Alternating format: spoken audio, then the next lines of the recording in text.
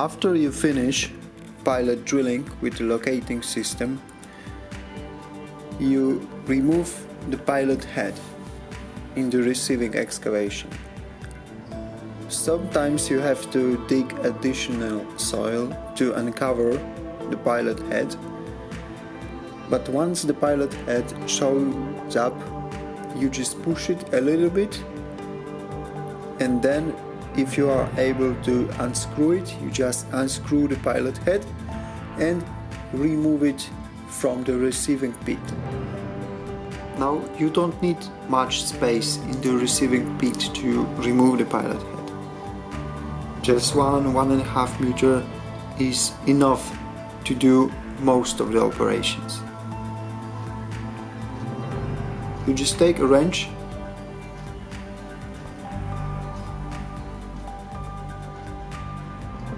rotate the pilot head clockwise, and you can remove it.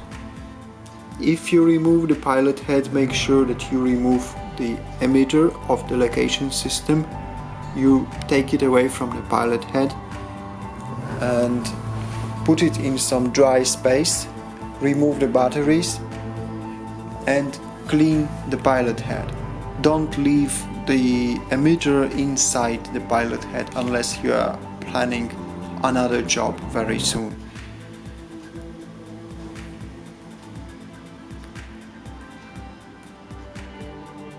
Now the next thing to do is to get back to the receiving pit and start attaching the drilling instruments that you're going to use. Now you have to select the right reamer for this job. In this case we select the reamer which will be suitable for pulling our pipe to make the hole slightly bigger than the pipe that we are going to pull. Just attach the reamer, put it on the drilling rod, and then you put on the adapter after the reamer. This adapter has a chain attached to it, and to this chain we attach the puller. It also fixes the reamer in place.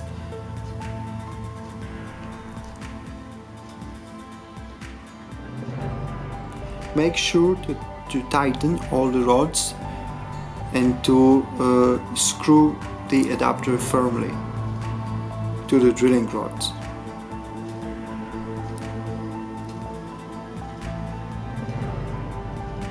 Just like that, as you can see in this video. You just make sure it does not unscrew underground. After the reamer is attached, you have to attach the puller to the pipe that you're going to pull.